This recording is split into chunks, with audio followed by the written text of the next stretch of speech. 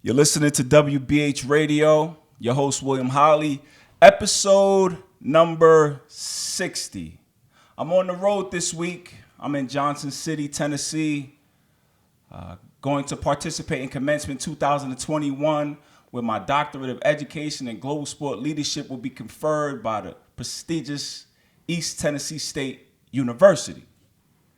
And joining me is a gentleman who was my professor on multiple occasions, but he's much more than that. He's the program coordinator. He played a pivotal role in helping leading us abroad in our study abroad portion in Germany and Amsterdam. He's a certified athletic trainer. He's an advisor to East Tennessee State Athletics, a gentleman and a scholar, Dr. Brian Johnston. Dr. Johnston, how you doing? I am doing great. Thank you very much. It's great to see you in person again. For sure. It's been a while. I want to thank you for joining my show, and thank you for allowing me to record here in the friendly confines of East Tennessee State University. Dr. Johnston, where exactly are we recording this podcast from right now? We are actually in William B. Green Stadium, which is home of ETSU football team, and we're up in the President's Box. And Dr. Nolan he'll be the one to give you the official nod that you will be Dr. Holley tomorrow at 1 o'clock. Oh, that's cool, man. I look forward to that. That title still makes me a little nervous and uneasy. Like, I got to do a lot more work before I get comfortable with the doctor designation. Well, I tell you, it's a well-earned degree, and it's a well-earned title. So don't ever feel like you don't deserve it or that you hadn't earned it. That's what's up. Thank you. Let's talk about that degree. The last 3 years, I have been pursuing my Doctorate of Education in Global Sport Leadership. And people always ask, well, what's that? So, Dr. Johnston, if you can help us out, what is a Doctorate of Education in Global Sport Leadership? Sure. This program was set up and designed specifically for people who are working in sport in a way that they can continue doing their job while still taking classes. Mm-hmm. And so you're never really a full-time student, but the workload is right on the edge. Yes.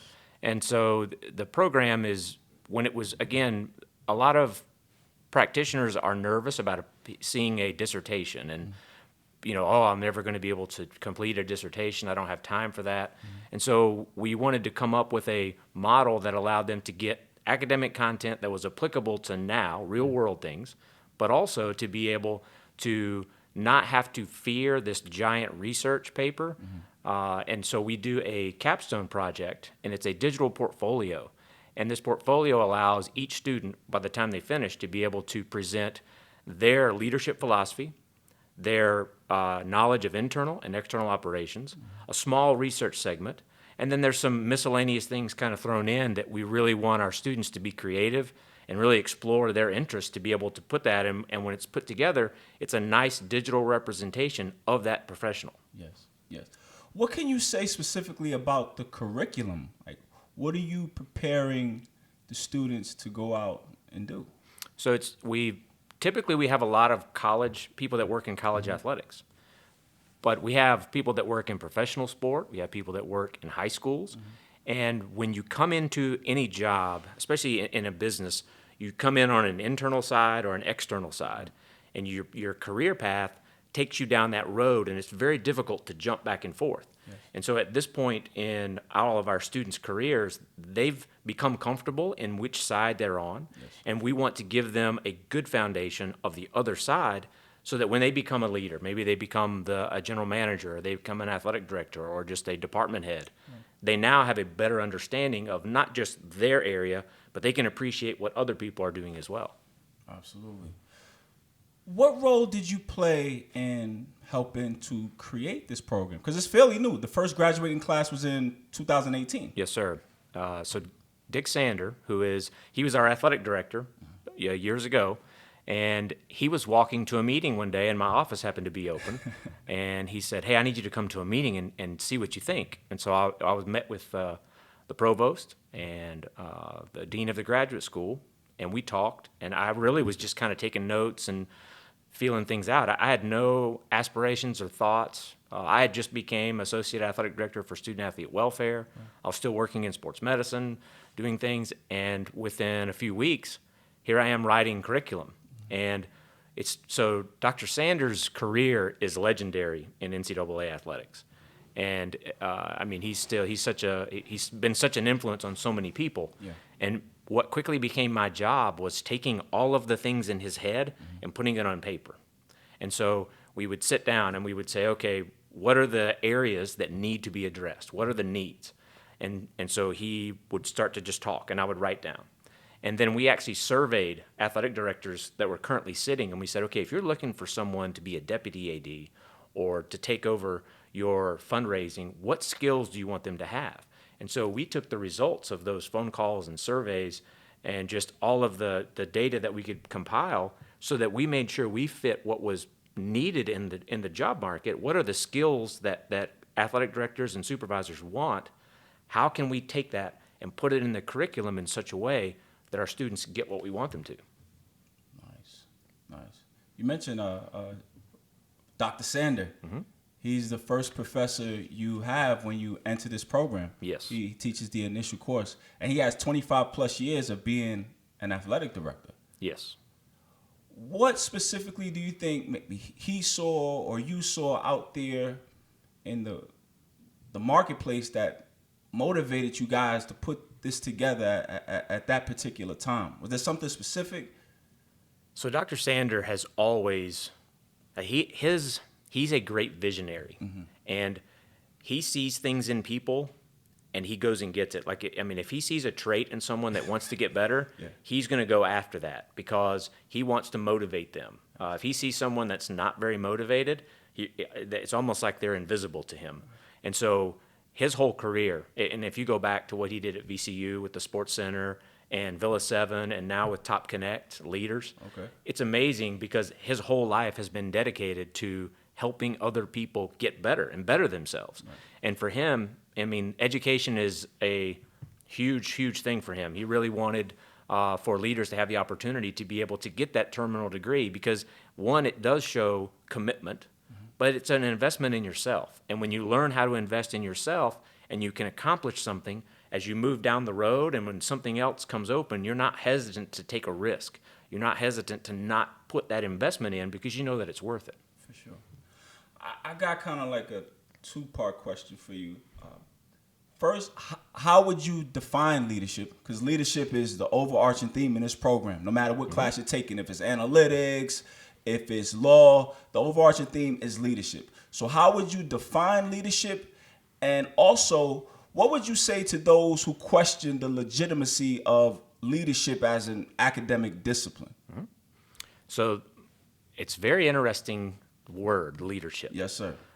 We have an opportunity in the last semester for our students in their third year to come up with their leadership philosophy.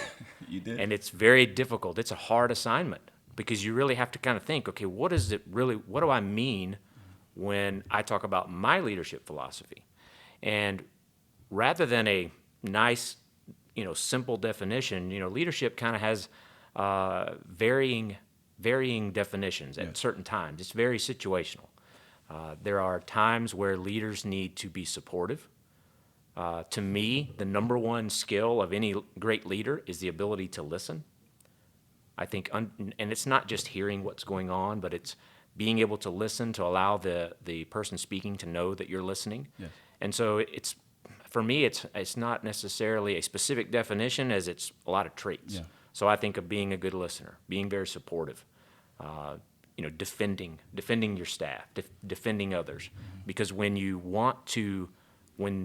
a group of people want to follow someone, that's a powerful thing. And when you do it because I know this person's got my back no matter what, that's leadership. For sure. In fact, I just finished teaching my own college course, right? Shout out to SUNY Farmingdale. And I taught leadership and ethics, and I was using the textbook and the definition they had of, believe, leadership is an influence relationship that helps to organize people to accomplish a common goal.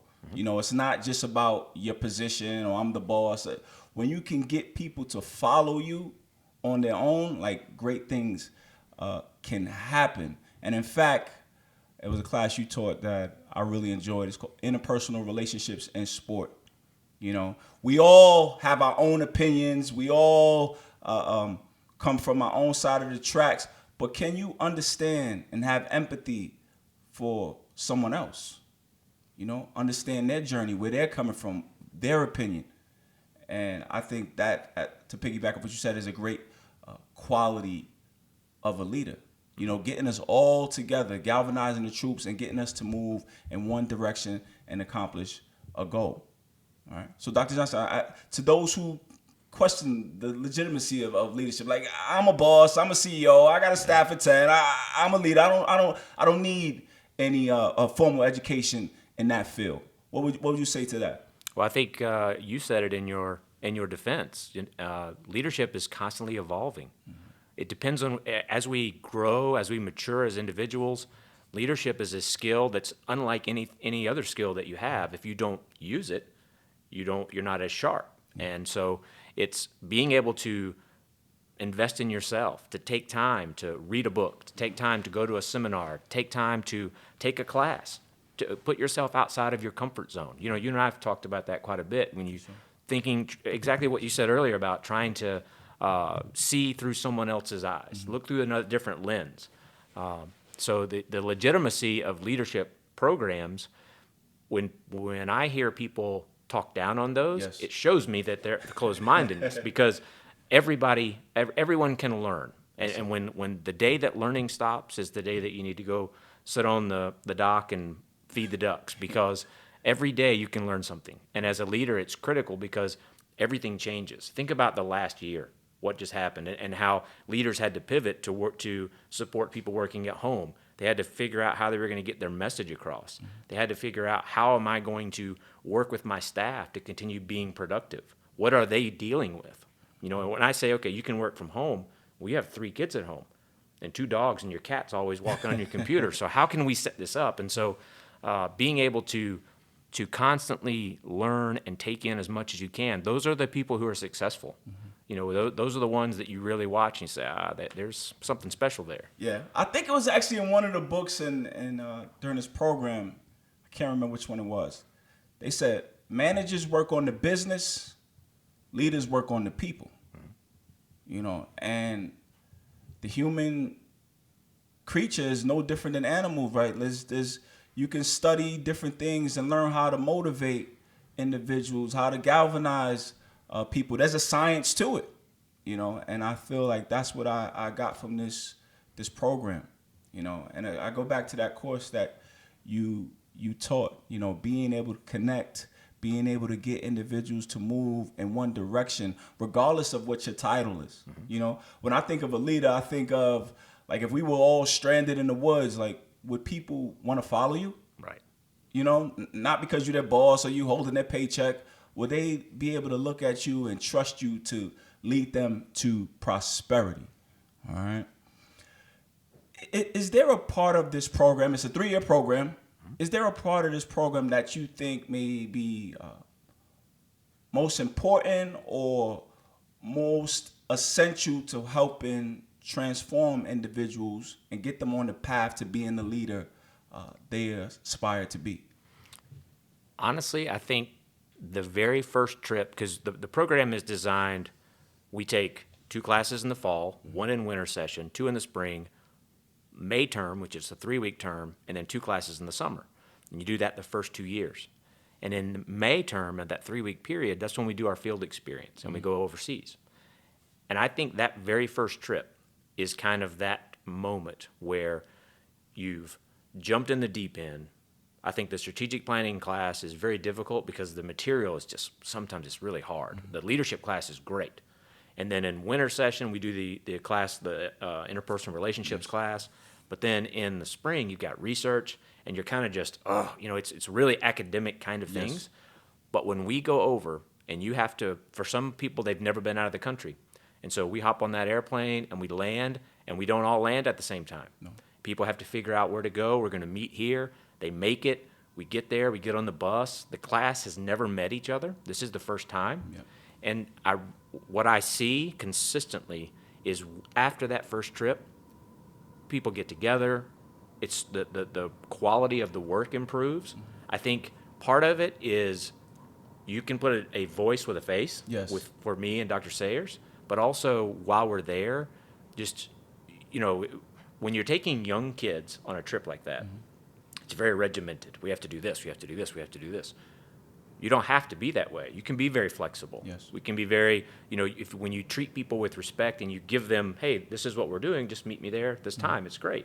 And I think you start to take those lessons that we learn early in the program, and all of a sudden they're in real world application. Yes. Because we're meeting with the technical directors for these teams, in the Eredivisie League and in the Bundesliga, and we're visiting, the Berlin Wall. We're there. I mean, we are right there. We're at Checkpoint Charlie. We're doing those things where some of the most famous things in history have happened, and we're standing there and we're soaking it up. And I really enjoy that part of it. Yes. And I think that's when it happens. If you had to say what class, it'd be tough to pick one specific class, but I think bits and pieces of classes, you put them together. And I think introducing everybody to the Adobe Spark program, as simple as that is a great thing. Yeah. Because technology can be intimidating. It sure can. So- Yes, for me specifically. No, but the Adobe Spark was great. Yeah, and you can do so many things with it, and it kind of gets your foot in the door to be able to do many other things. But then I also think some of the group projects, they're huge. The brand audits, being able to learn how to tell the story of a brand, those are the little things that kind of come together. For sure.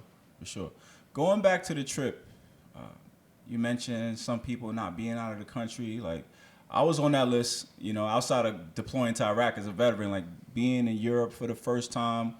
During my trip, we went to Germany and Amsterdam, and it was an eye-opener.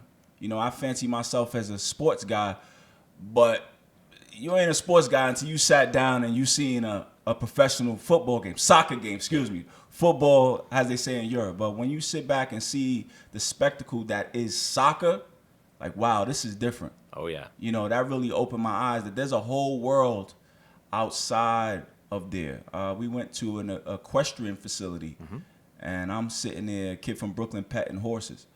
You're right. That was really a great experience. So that is a great example. Think about the emotional intelligence lecture that we got from Mark Sharman about having the horse and the rider and the relationship that they had to have, and then how applicable that was from what we did in class, but then just in real life. Yeah. I mean, that's probably my favorite thing that we've done in all the trips, because that was the most impactful 2 hours. I mean, that guy was great. Yeah. And to hear how those, it's a 3-year process just to get to that point. Yeah.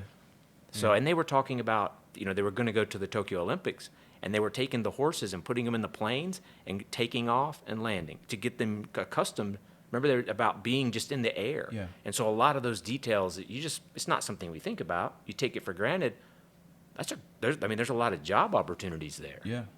So I had forgot about that. That's right. They would they put the horse on a plane, fly him in the air for a second, and bring him down just so they could get acclimated. Yeah. So they would be prepared for the long flight to go to the Tokyo Olympics and go out there and compete. And you're right. You talk about that emotional intelligence, being able to connect, being able to understand even without language. And that's something great leaders, that's a quality that help them be successful. Even with your people, your constituency, your workers. Somebody's at their desk, their head down. You need to understand. Maybe they're having a bad day. Maybe it's not the day to jump all on them. You know what I'm saying? Maybe they need a pat on the back. Wow. I had forgot about that. There was so much going on in that trip overseas. I remember team handball. yeah. A whole sport I didn't even know exists. Yeah. There's professional athletes, fans yelling and screaming. Like team handball. In Brooklyn, we just hit the ball against the wall. We call that handball. But over there, it was like a mesh of basketball and soccer. It was absolutely phenomenal. That is a big deal, going overseas. One thing I like about the program is that no matter, it covers a lot of ground. We talk about the relationships, leadership, but there's also analytics, there's law. So no matter what your strengths are, there's going to be a point where the program tests you and asks you to step outside of your comfort zone. Right. I know for me it was a few times. Technology, when Dr. Johnston said, we're going to do Adobe Spark, I said, man, can't do PowerPoint. I had to learn a whole different program. So I want to ask you, feedback from the students, what do they view as most challenging? I'm going to say for me, it was twofold. Analytics course. Mm-hmm. I ain't the numbers guy. It was hard. I had to get on that Excel sheet. I'm calling classmates, asking for help, but it's a viable tool for me to have. Mm-hmm. And the law class, like, we reading law documents. I'm like, this legalese, like, this is like hieroglyphics to me. Yeah. But it was challenging, and as people go out in the field and your ADs and stuff, you need to be able to at least understand that document. Mm-hmm. So no matter who you are and what your skills are, this program is going to push you. So I asked, as you get feedback from the students, what would they say is maybe most challenging? Without a doubt, Research 2 is the class that people like the least. Yeah. And what we do in that class is a research stats class, basically, and we try to teach everyone how to do statistical calculations using Excel. Yes. There are other programs out there, SPSS, you can do Minitab. There are a lot of software programs that are there, but very rarely, if you're working in a normal office, you're not going to have access to that. Mm-hmm. But if we show you how to do it with Excel, and sometimes it takes a couple of extra steps, but if we can teach you in Excel, no matter where you are, you're able to do that. Yes. And so it's teaching you, it's almost like a survival skill. And a lot of people, when the class is over, they sigh and they're like, okay. Yeah. And then after Research 2, that summer, the analytics class rolls around and they're like, wow, I'm glad we did this in the spring. Yeah. So analytics have become a huge component of sport, and we don't get very deep, but we do want, exactly like you said, to give you enough foundation so that you're able to go in, and if somebody, people say, why do we have to do this research stuff? And I said, well, here's what's going to happen. Someone's going to bring you an article and say, I want to buy this for my team or my office or whatever, and they said, there's the research to support it. And when you look at it, and all of the subjects are on 65 and 70-year-old men and women, and they're wanting to buy something for 18 to 22-year-olds, it's like, hey, that may not be the best article to support this. Mm-hmm. And so, no doubt, the research class and the analytics are the two. And the law class, you get some, but, we met with Martin Shimke from the Court of Arbitration of Sport. And he talked about, he gave us the brief, the ruling on the Samaya Castor case. Right. And he was able to explain it in such a simple manner. Yes. But it's so complicated. I don't know, Kay in the law class, Kay's an attorney. Professor Kay Lennon McGrew. Mm-hmm. And she's been in athletics for a long time, and that's kind of her passion. But when she starts talking legalese, as you say, she gets in her zone, and a lot of times I even have to say, hey, no, wait a minute. Tell me exactly what you said in English. Yeah. So, what type of career paths do graduates embark on? We have quite a few that have gone on, and maybe they were in an assistant AD level, and now they're an associate AD, or they were trying to make that next jump. Mm-hmm. We have some folks that work at the high school level that have been able to move into a principal role. Neil Krantz, who graduated in the second cohort, he's at high school in Guam, and he works there on the base, and he was promoted to athletic director. Wow. And so we've had, the majority of our students do something that their job has improved in some way. Sometimes it's an entirely new job. Right. Taylor Toner just walked across the stage yesterday as the class of 2020, and she started in the program as the assistant ticket manager. While she was in the program, she was assistant ticket manager at ETSU, the ticket manager, director of tickets at Western Carolina, and then the year that she graduated, she was the CFO for the University of Arkansas Little Rock. Wow. And so we've had a couple, Nikki Golston in your class. Yes. She's going to graduate with you tomorrow. Okay. And she has gone from Memphis to Toledo, and now she is at the University of South Carolina doing amazing things. Absolutely amazing things. So the career path really is kind of individualized, but yes, everybody's been able to kind of find their niche there. When you told me what you were doing now, I was super excited, because and what a great opportunity that's been, because you've been able to take assignments and tailor them, yes, for those needs, and that's kind of the heart of the program. Yes. I want to ask you about academia. I just finished my first semester as an adjunct professor at SUNY Farmingdale, where I taught leadership and ethics in sports. Dr. Johnston, I really look forward to a career in academia because I feel it's like the last bastion of truth. You know what I'm saying? You look on TV, you got your right wing media, you got the left wing. I turn on ESPN and Fox Sports, and I know there's certain conversations I should never expect to see on those platforms. But as a scholar, you know, we're in search of the truth. Mm-hmm. You know, we can do research, we can discuss controversial figures, you know, have civil discourse. How fair of an assessment is that of academic life? Someone who's been in academia for some time. I think it varies. There are some topics that are so controversial and so toxic that you almost have to let time go by and allow some common sense, I guess, to kind of seep in. Because right. Some people, they get so triggered on things. Yes. And so when there are topics that just, it's tough. And just like you said, the search for the truth is there, but sometimes people don't want to take the journey. Right. I think more importantly, as in the world of academia, you have to provide the evidence that's out there, mm-hmm. even if it's what people don't want to hear. Unpopular, yes. Yeah, and I know, like in your research paper, where you had pros and cons of things. Here are examples good, here are examples bad. I think that's when a controversial topic comes up, to be able to address both sides and to look at those and say, you know, maybe it is, maybe it isn't. Here's what this group found. Why was this group able to find a different response? Mm-hmm. So it's tough. And right now, with social media and everybody's camera phone, it's really hard to get, okay, what really happened? Because everybody's angle is a little bit different, and you're going to present through your eyes, so to speak. And maybe you came in halfway through something, you know, and it's tough. It is tough, but there's no denying that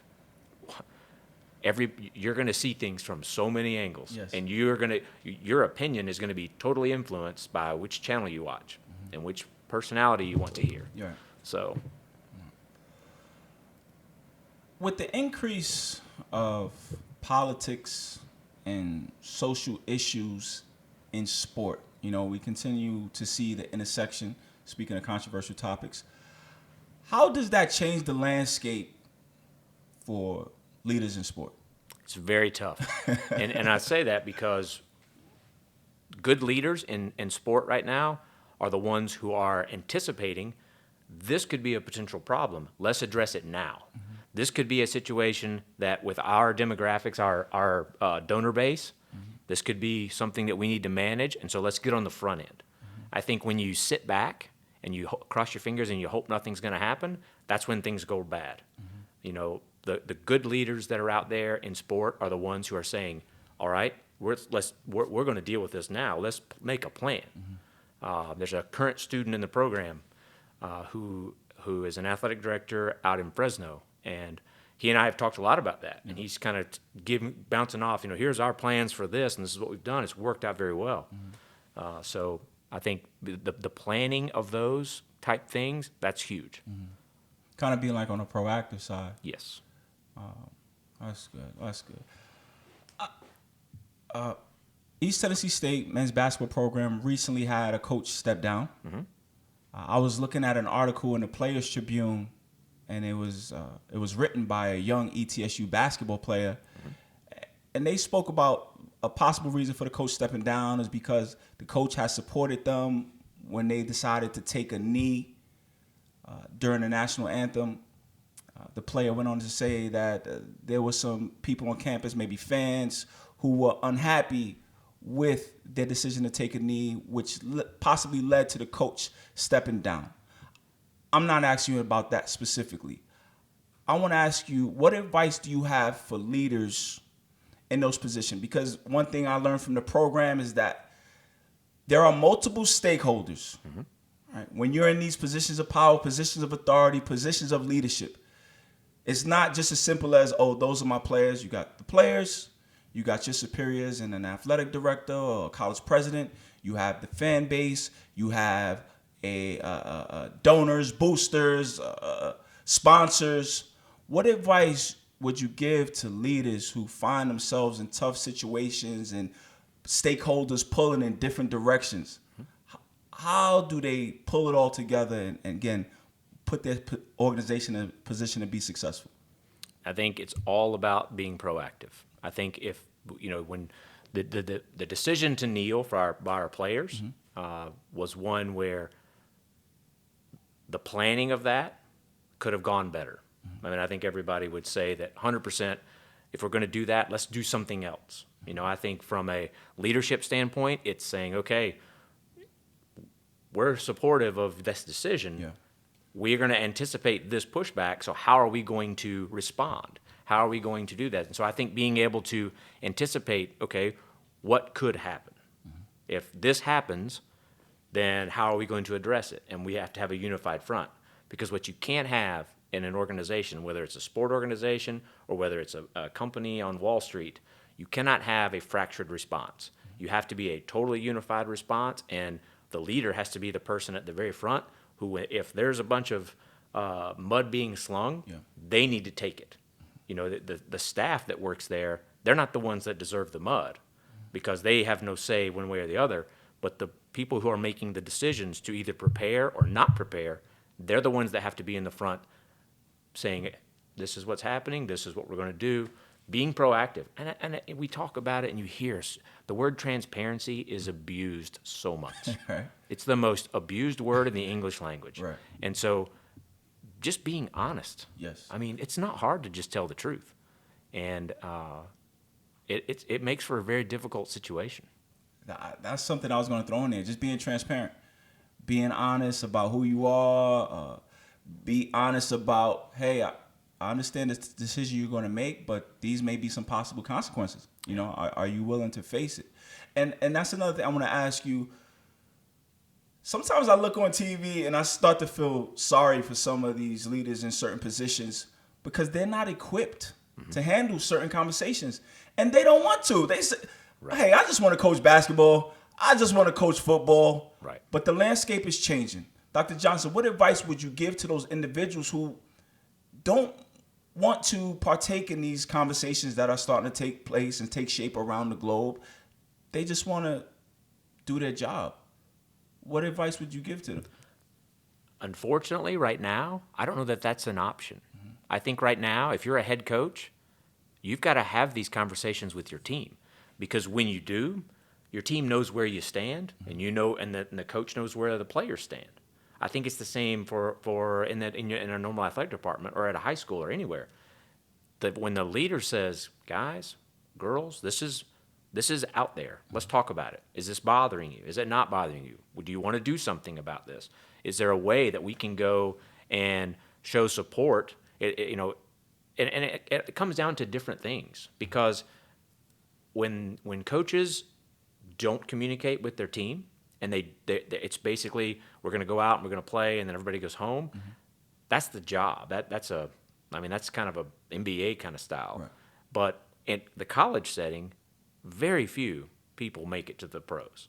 It's just not. I mean, even with the European leagues, you're teaching those individuals you're teaching them lessons that they're going to carry with them. And unfortunately, if you're not open and communicating with them, you're modeling a behavior that whether they understand it or not, they're taking with them. Yeah. And so, coaching is one of the hardest professions because it's not just X's and O's. Coaching is helping young people transition. Yes. It's hard. It's hard. I mean, you've worked with college athletes. They come in, they're not sure about themselves. They were great players at their school, their high school. They get to college, and now all of a sudden there's a lot of great players. And even though they're great, they're like right here underneath. They're not where they need to be, and they have to work hard again. And it's hard. It is. It's hard because your feelings get hurt. You're away from home. You don't have the home crowd cheering your name anymore. Right. It's a very hard thing. One of the best coaches that I've seen manage these kind of situations was Steve Forbes. Steve Forbes. He's now at Wake Forest, and but every one of his players were required to come to his office every day and just say, hey. And it was a way for him to have conversation and interaction, and they knew when he was going to be there, and he made sure he was there. But his players loved him. and he was hard on them. Now, he coached them hard, but when it wasn't a coaching, I mean, he could get on one, like he could get on you, for example, and then the next time you did something great, he's praising you. I mean, it's not a one-way thing. It's both ways. But I think that love that you show by having interaction, that's way better than just words. Yeah. So, Real quick on Steve Forbes. He used to coach you at ETSU, and now he's over at Wake Forest. This was, I believe, 2017. I was doing some work with the NCAA, and I was actually sitting at the scorer's table during one of the NCAA tournament games. And it was the Orlando first round, and one of the teams there was ETSU. And I'm just watching him and his interaction with the team. And in that short weekend, I thought, yo, that dude is special. yeah. That dude is special. His players are willing to ride for him. It's not just I don't like when people talk about players, coaches. He's here to win games. He's also here to lead men. Right. And it seemed like he was doing both, being fair, Right. being honest. You know what I'm saying? It's not like one side. Players coach makes me think like he gives them ice creams for breakfast. Yeah. No, that's not the case. But when I saw, and that was actually the first time I actually became aware of East Tennessee State University. First time I had heard of it. So yeah, that's dope. Steve Forbes. But you mentioned the job is no longer simply just about winning games. Right. And it never really was that. It's about the development of young athletes. Right. I mean, another great example.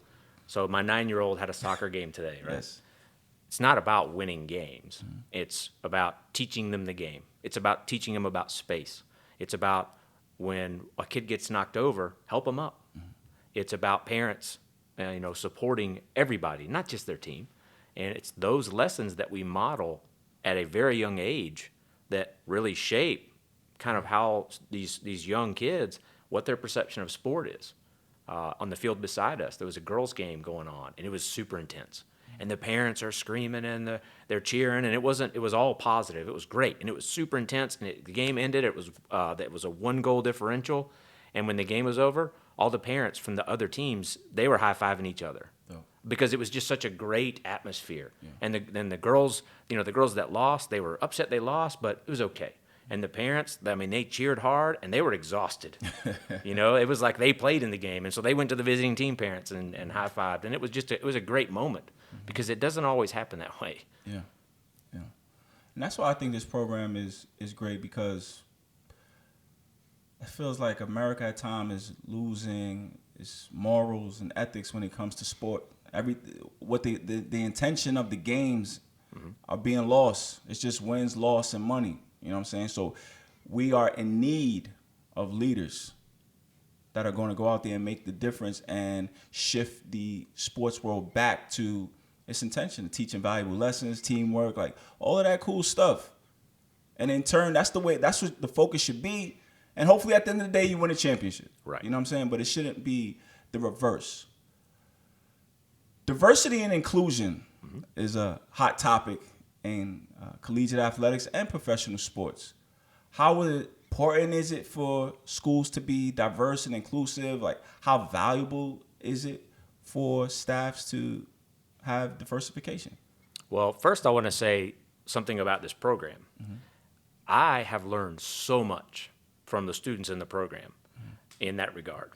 And everybody you pick your own topic of interest for research, but I get to read everybody's papers. And so reading the papers that are submitted on minority females and leadership roles, to multiple people looking at coaches, female coaches, minority coaches in basketball, for example, reading the history, learning what's there, because it's not something that's just on my radar I'm going to see. For sure. And so it's made me better because I'm much more aware, I'm much more knowledgeable of what's going on. Right now, the trend in athletics is to have a diversity and inclusion, DEI, person in your department. Yes. So Keith Johnston, who is he's the chair of the Department of Engineering, he's the head of diversity, equity, inclusion at ETSU, and Calvin Claggett is the person in the athletic department. And it's been great because we have much more broad search committees. We we're doing a lot more education. And again, it's another example of self-investment. So Jen Fry has come in and spoken to the department a couple times, and she's fantastic. But it's something that needs to happen, because the problem is, you say, well, I don't really have an issue. It's like, well, part of the reason you don't have an issue is because you're not aware. Right. And so, that's the hardest obstacle, I think, because everybody's like, no, I don't think there's a problem. It's like, well, actually, that is the problem. Yeah. And so Dr. Johnston and Calvin do a great job with our department right now, and honestly in the university. So how can schools get on the path to making sure they don't have any blind spots, making sure that they are viewing minority candidates and know what's going on outside of their small bubble? It's hard. Yeah. And I think the mistake that a lot of places make is that they find someone in a department in an area and they just give them a title, Right. but they don't have any preparation. You wouldn't hire somebody to be the director of compliance just because. They have to have they need to have a background. There's a preparation component to these DEI positions that are coming up. That education piece is not where it needs to be. We've got to get something better. We've got to have, maybe it's a graduate certificate, maybe it's an actual degree, I don't know, but there's got to be some kind of educational component, because if not, you're taking someone who's out of school, giving them a title, and then they're not real sure what to do. And that's unfortunate, because what the school does is they check the box that, okay, we've got this position filled, but what are we actually doing with it? And so it's a tough one. It's very difficult, because I wouldn't even know where to begin to go to say, okay, where can I go to become better at being this person? Yeah. And I don't know that that's out there yet. Mm-hmm. All right. And I called one of my classmates one time, Sherman Morris. Shout out to Sherman Morris. And I just always would call him and pick his brain on things. And I'm like, is it just like a charity case when teams or schools look to hire a minority? He said they should also be looking to hire minorities because it helps the bottom line as well. Like, even from a business standpoint, when you have a more diverse staff, that leads to a more diverse fan base and customer base. And when an organization that's diverse makes decisions, they can account for the whole public. You know what I'm saying? And that can lead to them being more successful. So even from a bottom line standpoint, schools should be invested in diversity. And that's one thing I appreciate about this about this program. Dr. Johnston, you and I are from two different cultures, but I always felt like you understood what I was trying to express, or things that were on my mind. And even if you didn't know, or you would fight hard to understand.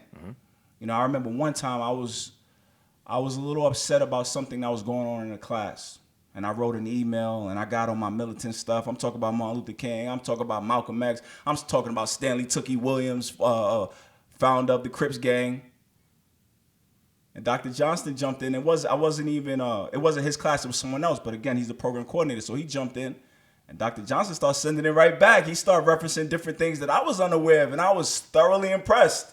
I said, oh, snap, man. Dr. Johnston's on his game. Like, I felt like that was cool. He heard me out. He had his opinion. He understood different things. That was very cool, because I know, especially for minorities, when we walk into different buildings, we can feel left out, feel alienated, but never during this program did I feel that way, and I'm very thankful for that. Well, I appreciate that, because that's one of the things that we really, I guess we work at it. I don't know if we work at it, but we want to try to understand. I mean, the whole point we go overseas is to understand other cultures. Yeah.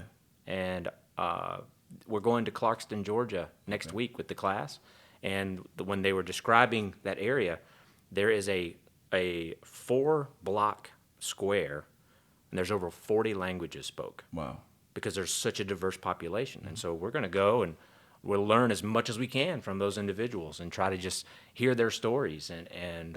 So yeah, no, I love it because it makes me a better person. For sure. It makes me a better dad. Yeah. Because when my kids are in situations, now I have things I can tell them. I have examples. I can say, hey, try this. This could be different. Try that. And so it's really, but it's been personally, that's one of the biggest rewarding things for me. That's great. So That's great. I don't think I ever responded to that email. I was sitting at my computer with a smirk, like, wow, that was impressive. He got it. Dr. Johnston, I want you to put on your certified athletic trainer hat for a second. I was watching Pardon the Interruption the other day, and, towards the end of the show, they do, like, the anniversary part. And they were talking about John Stockton, NBA Hall of Famer. And they said in his 19-year career, he missed 16 games. Dr. Johnston, some of our favorite players have missed 16 games this month in the NBA. What does the research say about, I guess, load management, or are humans becoming more frail? Why did it seem like the athletes of yesteryear, specifically in the NBA, were more durable? It's a very interesting question, and I get it all the time in regards to baseball. Okay. But I'm gonna go basketball, and then I'm gonna go back to baseball. So I don't know that people are necessarily less tough or tougher. I think what we do now is very different. When Stockton and Malone and those guys were coming through, when they were growing up, I mean, they would play basketball. They didn't play basketball 12 months a year. I think now we're playing sports 12 months a year. We got practice, and then we've got conditioning over here at the specialist, and then we've got our specialized coach for maybe shooting or whatever over here. And so we have a constant influx. There's never a time to kind of let the body heal. And my Ph.D. is in sport physiology and performance. And so we spend a lot of time tracking fatigue and looking at different markers and catapult data and looking at how can we manage the legs, for lack of a better term, of these athletes, these soccer players, before a game. Or in basketball, where we have the monitors on them now, and we're looking at heart rate, and we can tell who's working hard and who's not working hard. And so you got a lot of data overload in some of this, and it's hard because you got a guy like LeBron James.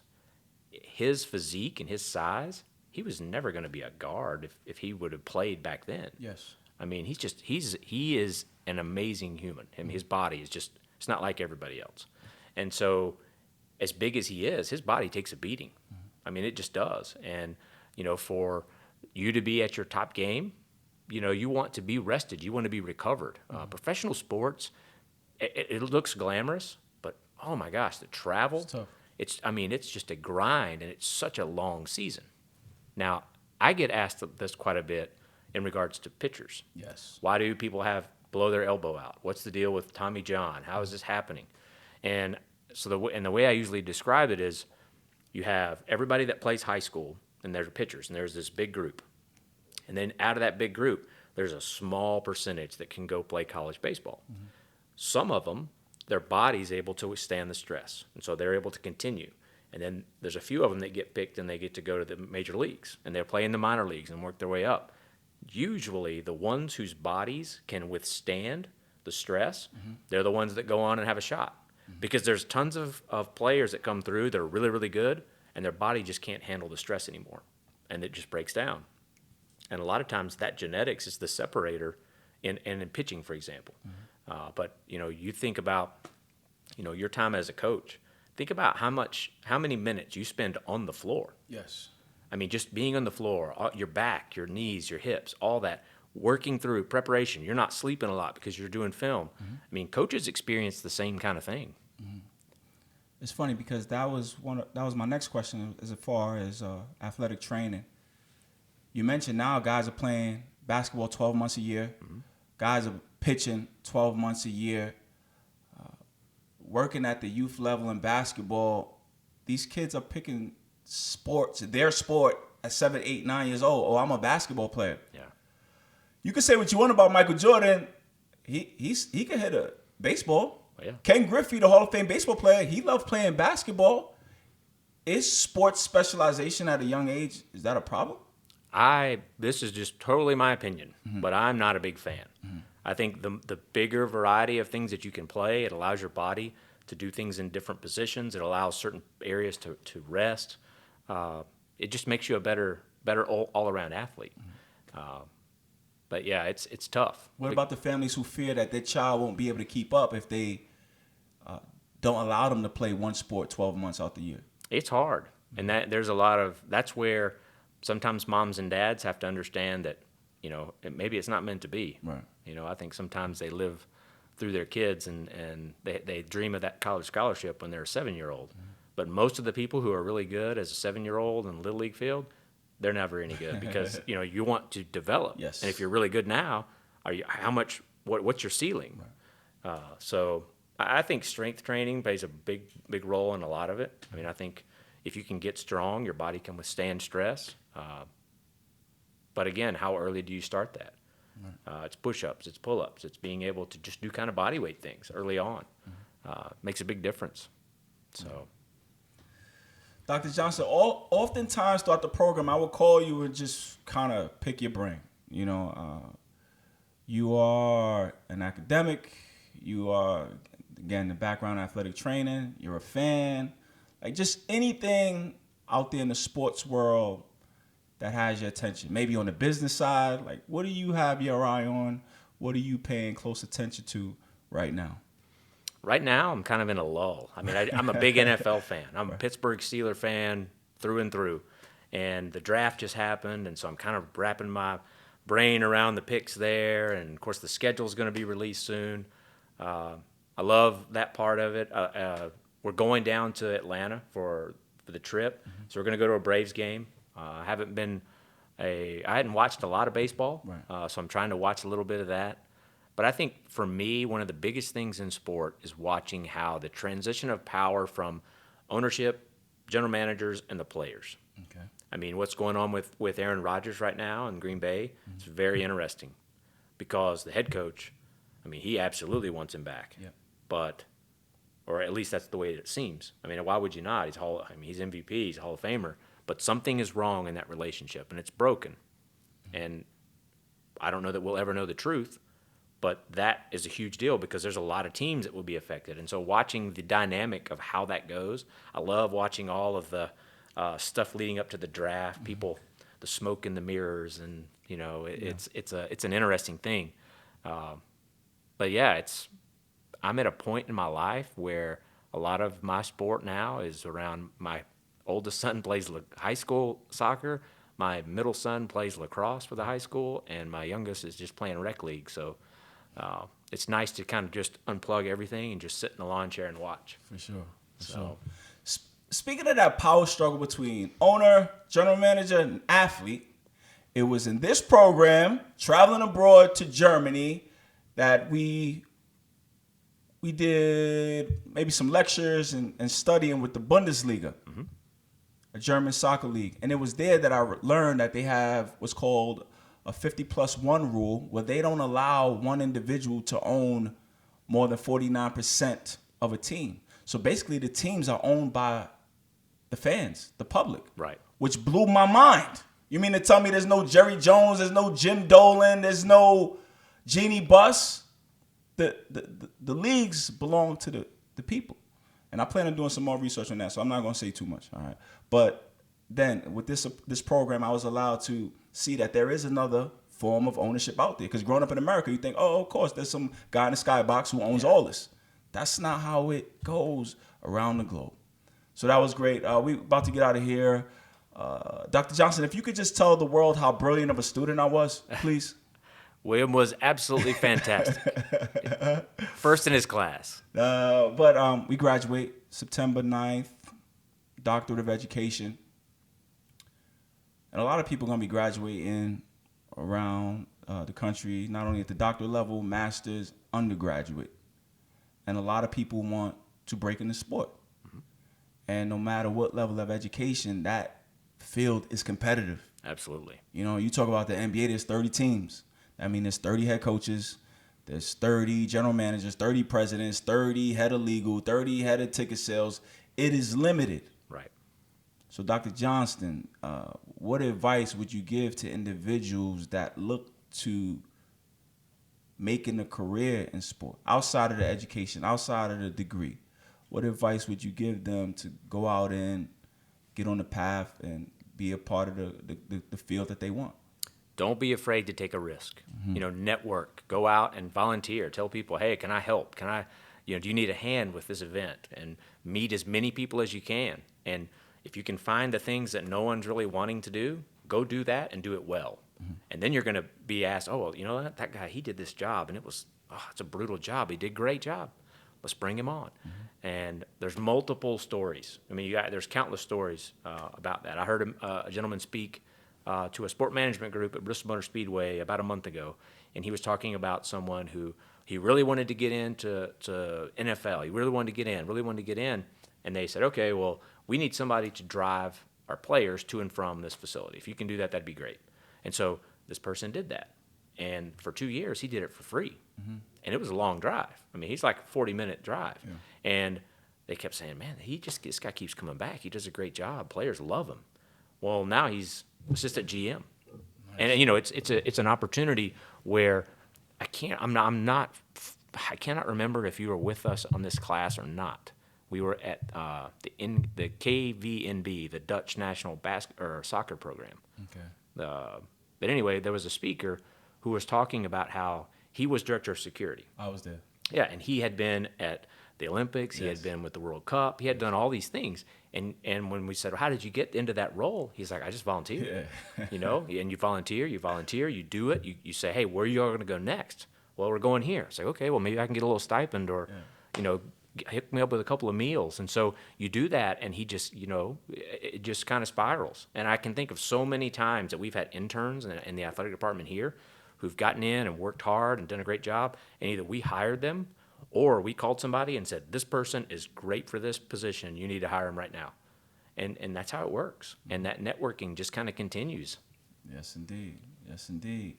Well, Dr. Johnston, thank you for joining me on the podcast. Thank you for leading our program the last 3 years. I thoroughly enjoyed it. I got a lot of knowledge, and I look forward to applying it. Like I told you guys, I've been studying and equipping myself with these tools to take over the world. All right? So, Dr. Johnston, thank you. Thank you very much. All right, that's WPH Radio. I'm William Holley. Out.